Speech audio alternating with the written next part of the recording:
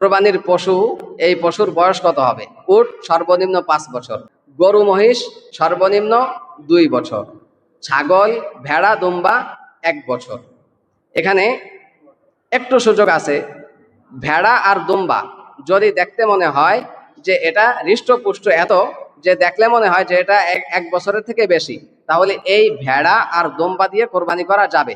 তবে ছাগল কোনো অবস্থাতেই 1 বছরের কমে এটা দ্বারা কোরবানি করা যাবে না।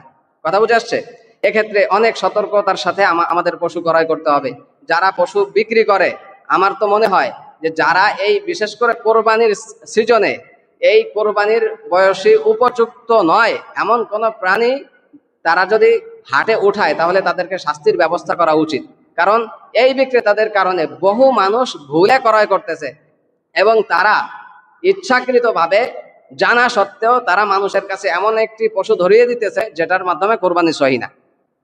তো এই জন্য আমরা যারা পশু চিনি, আমরা তাদেরকে নিয়ে যাব, তাদেরকে নিয়ে গিয়ে এই পশুগুলো কেনার চেষ্টা করবো ইনশাআল্লাহ।